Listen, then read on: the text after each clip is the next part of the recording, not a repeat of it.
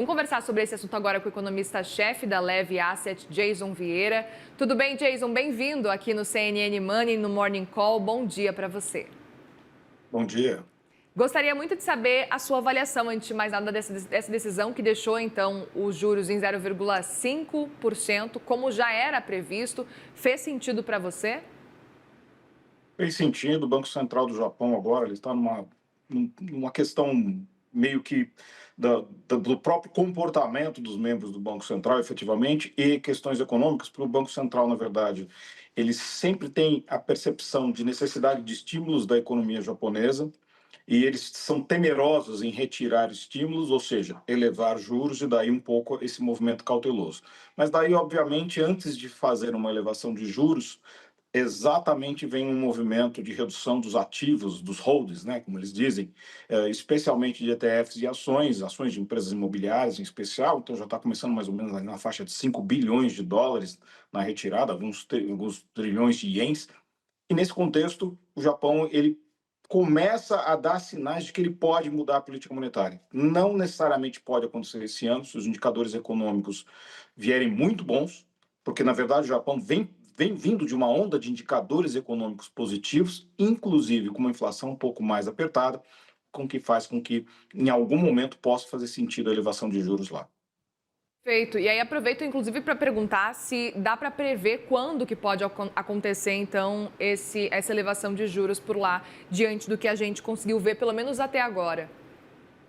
Existe uma discussão se vai ser na última decisão do ano, ou se vai ser pelo menos no início do próximo ano, semelhante ao que acontece aqui no Brasil. Tá. Obviamente, em linhas opostas. No Japão, a expectativa é de, por exemplo, uma elevação de 0,25, quando até comentaram aí, uma elevação para 0,75, né?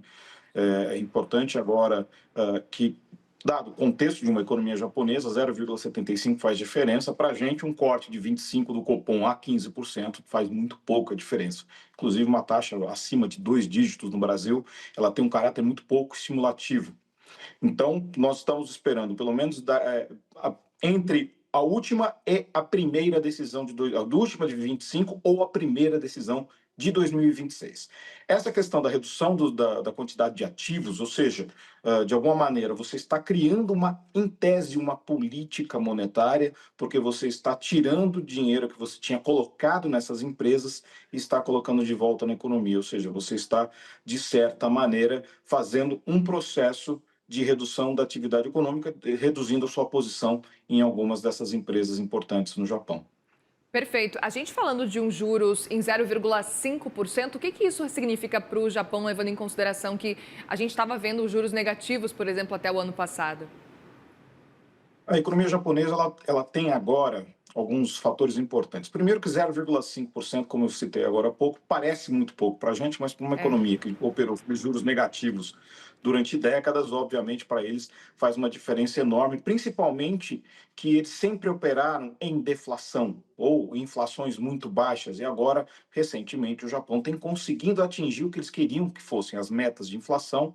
Nós temos também um evento salarial grande, que é uma conjunção, tem um nome japonês que eu não vou citar aqui, não precisa, mas nós temos aí a conjunção salarial de primavera, onde toda a disputa em relação aos salários cresce bastante no Japão, sindicatos, acordos com.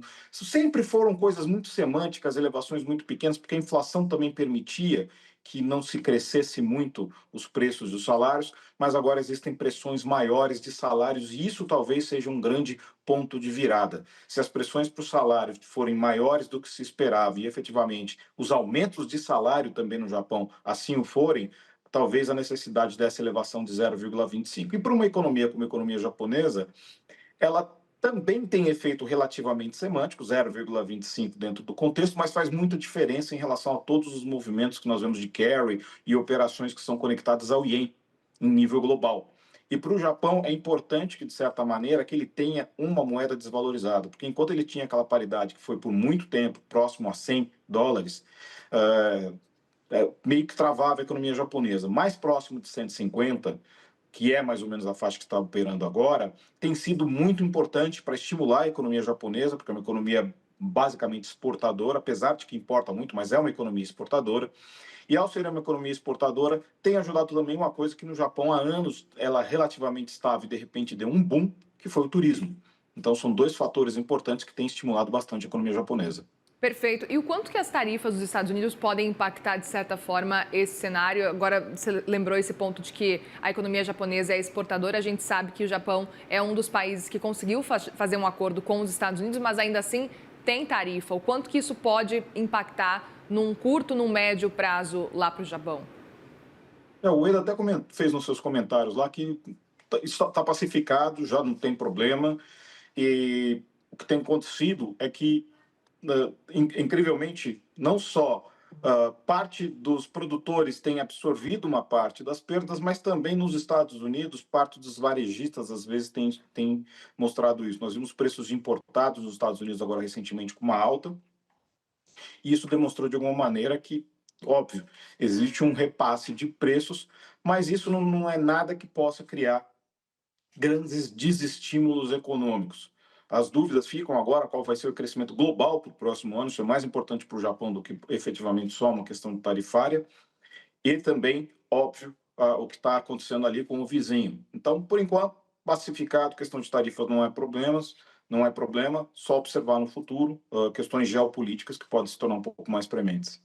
Agora, queria até entender um pouco da reação do mercado hoje. A gente viu os principais índices lá no Japão operando em queda e fechando em queda no dia de hoje, mesmo com a manutenção. O que isso pode explicar, no fim das contas, como avaliação do mercado? É porque está vendendo ações, né? Então, basicamente, quando se vende ações, o mercado acaba caindo. Então, essa perspectiva de que haja um ciclo de redução dos holdings, das manutenções de ações, de ETFs, de empresas especialmente imobiliárias, faz com que haja, por exemplo, a percepção de que o mercado, de certa maneira, está chegando próximo ao fim de um processo que é considerado, ainda que com uma elevação de juros, a taxa no Japão é considerada superestimulativa. Então, então agora já estão começando a diminuir, daqui a pouco vão subir juros, tudo. E aí, na linha contrária, a gente vê uma boa valorização do ien durante a madrugada. Perfeito. E aí aproveito para te perguntar também, olhando para 2026, a gente pode imaginar que teremos aí uma taxa de juros elevada para o Japão especificamente no ano de 2026, ou talvez ela comece a voltar para o seu patamar negativo ou um pouquinho mais baixo durante o próximo ano? Isso é uma complicação, porque muito depende da conjunção econômica global, de como o mundo vai se comportar, se vai haver ainda um crescimento que pode ser mais fraco, a expectativa na verdade, em nível global, de que haja um crescimento global mais fraco, que pode limitar a elevação de juros no Japão até pelo menos esse 0,75 ou, quiçá, no máximo, alguma tranche um pouco menor no meio do caminho. Eles não precisam seguir exatamente essa faixa de 25 basis points, como a gente segue aqui, mas, de certa maneira, o que acontece com o Japão está acontecendo com o mundo. São dúvidas ainda em relação ao que um crescimento de 2026 e a expectativa global é de um crescimento mais fraco. Então, por isso que também as disputas em relação à questão do shunto, a palavra é shunto, né? Que acontece no Japão, que é aquela disputa de salários primaveril, essa daí ela pode também ser limitada pela perspectiva de um crescimento econômico relativamente mais fraco. Isso porque também tem os efeitos das tarifações, tem o efeito de todo aquele movimento global, e ainda existe muita dúvida como é que o mundo cresce ex-AI, ou seja, qual que é o crescimento do mundo fora do AI, porque o AI, de certa maneira, a gente acha que é só a questão de produtividade ou da inteligência artificial, mas na verdade a questão da inteligência artificial vem muito do que se produz para chegar na inteligência artificial. Então, ou seja, todas as empresas produtoras de chip, produtoras de computador, o Japão, ele está muito conectado na parte de dentro dos chips, muito conectado na parte da criação dos chips e da produção da engenharia desses chips. Ele é muito conectado com isso, a gente não vê porque, obviamente, é a coisa que está por dentro. Então, é o AI que vai meio que dar uma definição se vai continuar crescendo o mundo a partir do próximo ano ou se esse crescimento vai ser mais limitado. Muito bem, Jason Vieira, economista-chefe da Leve Asset. Obrigada mais uma vez pela conversa aqui com a gente. Volte sempre aqui no CNN Money. Obrigado, até a próxima. Obrigada, até.